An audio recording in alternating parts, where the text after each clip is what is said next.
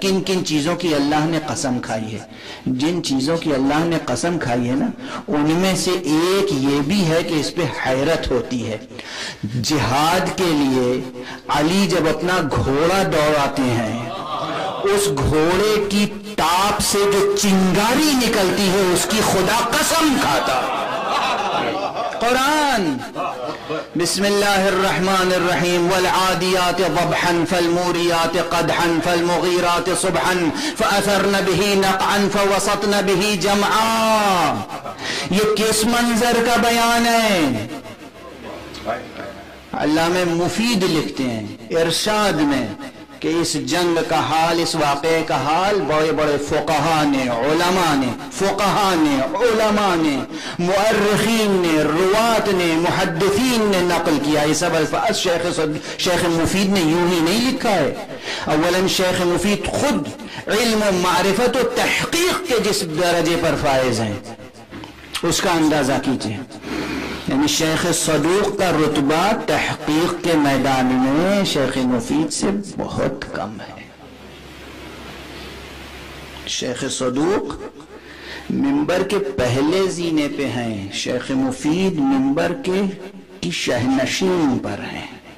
اتنا فاصلہ ہے شیخ صدوق میں اور شیخ مفید میں۔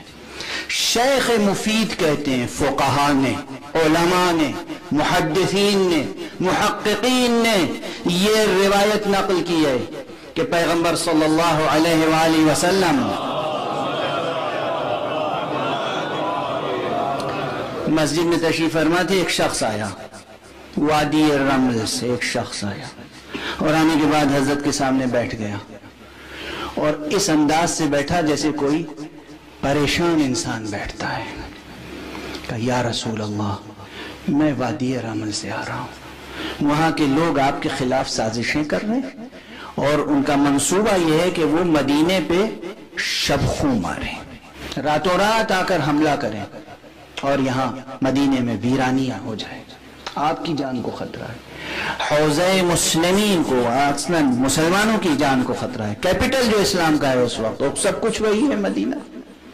حضور نے فوراً کہا کون ہے جو وادی رمل کو جائے؟ ایک صاحب اٹھے، کہا لو علم جاؤ، کافی لوگوں کو ساتھ کیا، گئے اور وہاں وادی رمل پہنچے۔ ان لوگوں نے پوچھا تم کون ہو؟ انہوں نے اپنا نام بتایا، کہا واپس چلے جاؤ۔ روایت ہے۔ اب میں مزید حاشیہ آرائی کا وقت میرے پاس بالکل نہیں، وقت بالکل نہیں، کہا واپس چلے جاؤ اور وہ واپس چلے آئے۔ سبحان اللہ۔ میں کھڑے ہی کیوں ہوئے تھے آپ؟ یا رسول اللہ ہمیں بھیج دیجئے۔ جب واپس چلے آئے حضور نے کہا اب کون جائے گا؟ ایک صاحب اور کھڑے ہو گئے، کہا جاؤ بسم اللہ جاؤ۔ وہ بھی گئے، پہنچے، ان لوگوں نے پوچھا نام، تمہارا نام کیا ہے؟ نام بتا، کہا واپس جاؤ۔ اچھا، اور واپس چلے آئے۔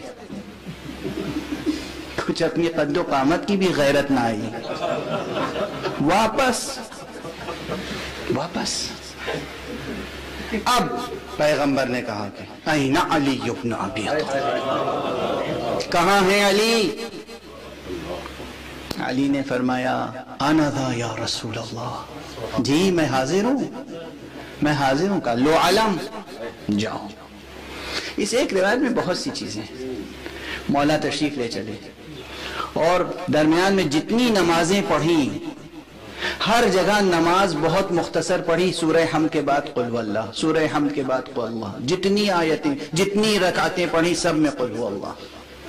پہنچے وقت سحر، انتظار کیا، نماز کا وقت جیسے ہی ہوا فجر، نماز پڑھی اور آگے بڑھے، تعقیب نماز میں جہاد کیا۔ جہاد کیا اس طرح کہ وہ دشمنوں کے قلب میں پہنچے، جسے قرآن تصویر کشی کر رہا ہے، قرآن تصویر کشی کر رہا ہے، قلب میں بالکل وسط میں پہنچ گئے۔ اور اس کے بعد ان لوگوں نے حسب عادت کہا تم کون ہو؟ کہا میں اللہ کے رسول کا رسول ہوں۔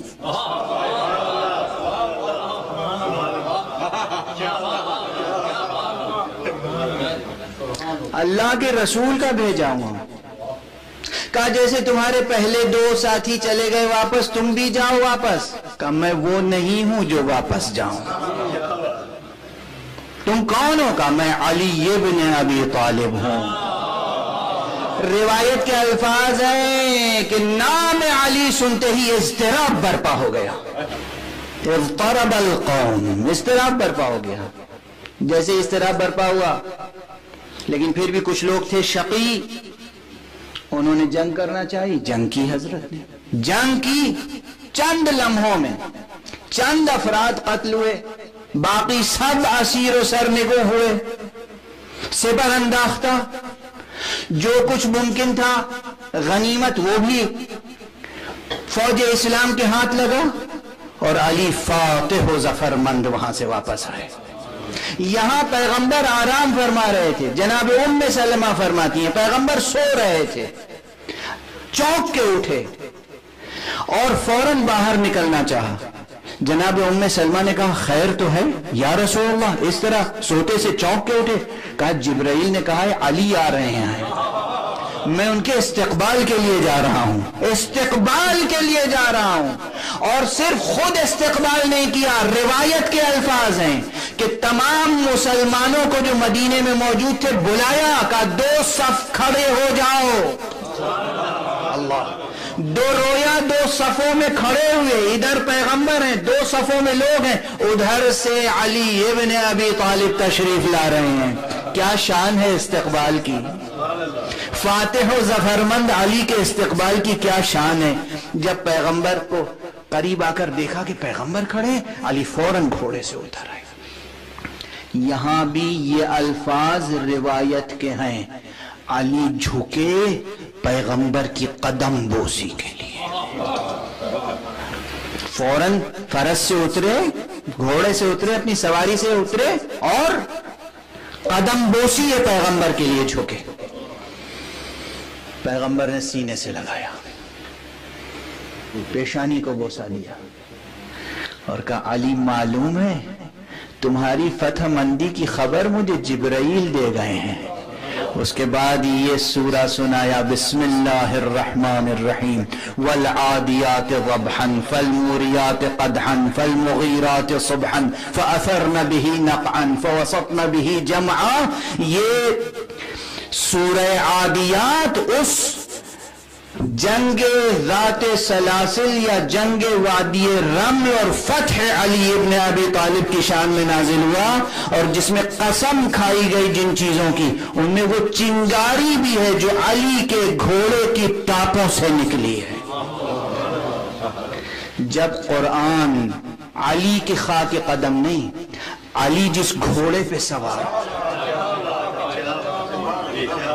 علی جس گھوڑے پہ سوار ہوں، اس گھوڑے کی ٹاپوں کی چنگاری نکلے تو قرآن قسم کھائے ہم اس علی کے خاک قدم کو اگر سرما بنائیں تو بدعت ہے. سنیے، یوں ہی نہیں، اسی موقع پر پیغمبر نے وہ یادگار حدیث ارشاد فرمائی ہے، اے علی. جب علی نے پیغمبر کے قدموں کو بوسہ دیا ہے، قدم بوسی کے لیے جھکے ہیں اور پیغمبر نے انہیں سینے سے لگایا ہے، اس وقت فرمایا اے علی اگر مجھے یہ خطرہ نہ ہوتا، اگر مجھے یہ اندیشہ نہ ہوتا کہ تمہارے بارے میں لوگ اسی طرح غلو کریں گے جیسے عیسی ابن مریم کے لیے غلو کیا ہے، کہ انہیں الوہیت کے درجے پر پہنچا دیا، خدا ماننے لگے، تو میں تمہارے فضائل بیان کرتا، اتنے فضائل کہ لوگ تمہارے قدموں کے نیچے کی خاک اٹھاتے، اور اتنی خاک اٹھاتے کہ چشمے ابل پڑتے. یہ ہے علی.